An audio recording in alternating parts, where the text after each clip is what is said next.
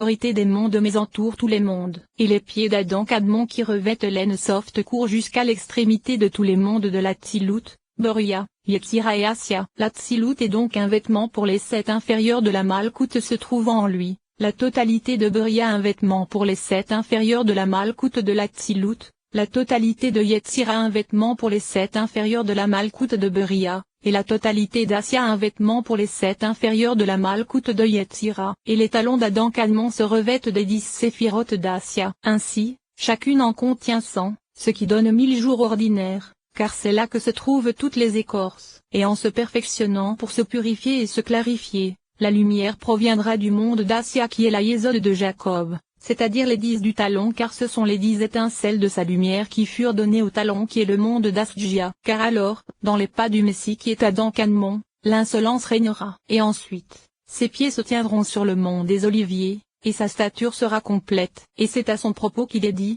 voici, mon serviteur sera intelligent, il sera exalté, élevé, et placé très haut. C'est-à-dire qu'il apprendra à partir d'Assia, par le secret du verset, et l'arbre était désirable pour devenir intelligent. C'est-à-dire l'arbre de la connaissance. Il sera exalté à partir de Yetzira. Il sera élevé à partir de Beriah. Il sera placé haut à partir de l'Atsilut. Et l'adverbe très correspond aux lettres d'Adam, c'est-à-dire Adam Kadmon. Le Messie apparaîtra alors dans ce monde et il frappera la statue sur des pieds qui sont les écorces correspondant aux 3 mondes de Beriah, Yetzira et Assia. Car à propos de l'Atsilut, il est dit, je suis l'Éternel, c'est là mon nom, et ma gloire. Je ne la donnerai pas à un autre. Et Beriah est la tête d'or car c'est l'aspect de l'or, c'est du nord qu'où viendra l'or, c'est-à-dire de Bina qui est le monde caché se revêtant et résidant dans Beriah, comme cela a été indiqué. Les écorces de Yetzira sont l'argent et les reins, alors que les écorces d'Assia sont le fer et l'argile. Et la pierre c'est la dernière Malkout de tout le monde, c'est-à-dire le talon d'Adam Kadmon, et toi, tu lui briseras le talon. Or c'est avec cette pierre qu'il brisera le cerveau du serpent. Et y frappera la statue sur les pieds qui se trouvent dans Zabia. Il sera alors dit des cieux et de la terre d'Asia, les cieux s'évanouiront, comme la fumée, et la terre vieillira comme un vêtement. Car lors de la révélation des pieds d'Adam Kadmon dont se révèle Ensoft comme cela a été indiqué, sur le mont des Oliviers la lumière de la lune sera comme la lumière du soleil, et la lumière du soleil sera septuple, comme la lumière de 7 jours, c'est-à-dire des 7 premiers jours. Des 7 inférieurs de la Malkout d'Adam Kadmon qui sont appelés Atikiomines de l'Atsilut, comme cela a été indiqué. 3e paragraphe. La règle se dégageant de cela c'est que l'Ensoft est une Neshama pour la Neshama, et il fit émaner à partir de lui un homme contenant tous les mondes, car l'aspect de l'essence se trouvant en lui, et correspondant à l'aspect du Nefesh, du Ruat, de la Neshama, de la Kia et de la Yoïda, est appelé Adam Kadmon. L'aspect de son corps c'est le monde de l'Atsilut. Et l'aspect de ses vêtements ce sont les 3 mondes de Beriah, Yetzira et Assia qui ne constituent qu'un seul monde revêtant la totalité de l'Atsilut, car parmi les 3 n'existe que 10 séphirotes à l'image des 10 séphirotes de l'Atsilut appelés corps. Et comme cela est dit dans les Tikkunim, Daf 18, Ima réside dans les 3 séphirotes supérieures de Beriah. Or tu sais déjà que dans le Reya Memna sur la Paracha Abo, Daf 42, il est dit que les 10 séphirotes de l'Atsilut sont appelés réceptacles, c'est-à-dire les membres du corps qui sont des réceptacles révélés dans l'Atsilut mais pas plus haut. Or tu sais également que le Nefesh, le Ruach, la Neshama, la Eya et la Yeïda ne se revêtirent du corps que par l'intermédiaire d'un vêtement pur pour chacun d'eux, et que le tout fut appelé essence, car Adam Kadmon qui est l'aspect de toute l'essence possède un corps pur duquel se revêt son essence. Ceci afin de se revêtir ensuite d'un corps véritable qui est l'Atsilut.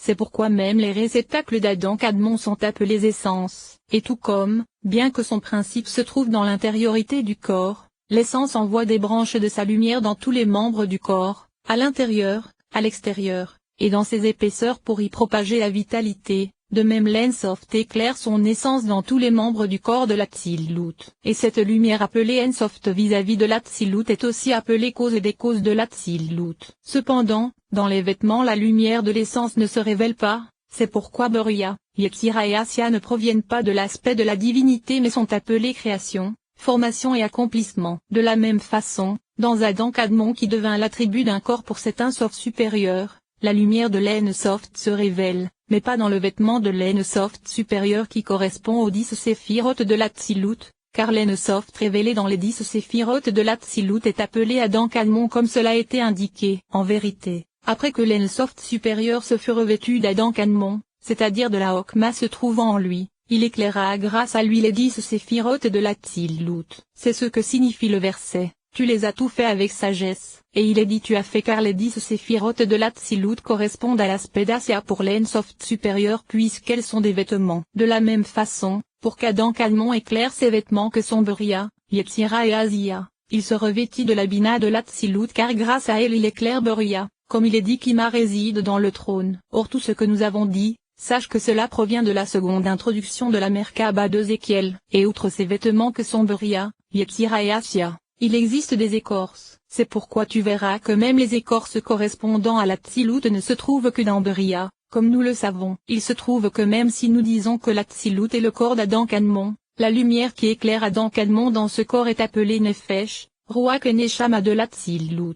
Et c'est de tout ce que la lumière d'Adam Kadmon lui-même se revêt. Il en est de même pour Adam Kadmon vis-à-vis de l'Ensoft suprême, ainsi que de Beria, Yetzira et Asia vis-à-vis de l'Atsilut appelé corps. C'est ce qu'il est dit dans les Tikkunim et dans le Zohar, c'est-à-dire que le trône Ketima est semblable à un corps vis-à-vis de la Shekinah de l'Atsilut. Il se trouve que les écorces seraient des vêtements se trouvant dans l'Atsilut de façon générale, car de façon particulière l'Atsilut elle-même possède un corps. Et Beria, Yetzira et Asia seraient ses vêtements. Ainsi, tous les aspects des réceptacles de tous les mondes possèdent une extériorité et une intériorité. Or je t'ai déjà fait savoir que tous ces mondes devinrent des corps les uns pour les autres. Il se trouve que les réceptacles de tous les mondes ensemble, même ceux d'Adam Kadmon, possèdent un aspect d'intériorité et d'extériorité. Sache que tous les aspects de Zahir Anpin et Nukba existant dans tous les mondes sont appelés cette extrémité du corps de ce monde. Car c'est ainsi qu'ils apparurent au moment de la première émanation, c'est-à-dire qu'ils émanèrent déficients des 3 premières pour Zahir Anpin et des 9 premières pour Nukba. Et les 2 nécessitèrent les 3 périodes que sont la grossesse,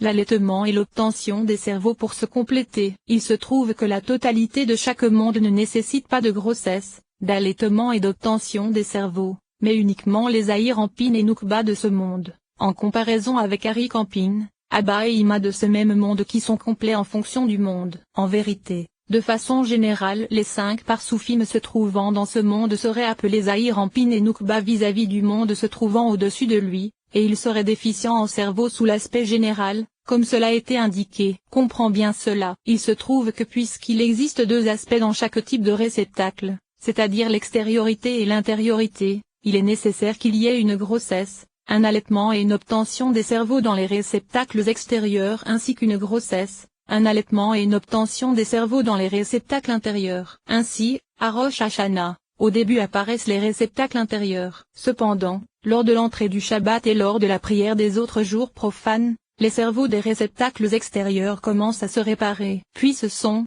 les réceptacles, et les cerveaux intérieurs. C'est pourquoi lorsque tu étudieras nos ouvrages, ne sois pas surpris si parfois il apparaît qu'il possède déjà les cerveaux, alors que d'autres fois il semble qu'il soit encore au stade de l'allaitement, et ainsi de suite, car l'un se réfère à l'intériorité et l'autre à l'extériorité. Étudie plus haut comment toute l'intériorité est appelée cerveau vis-à-vis de l'extériorité qui est appelée corps.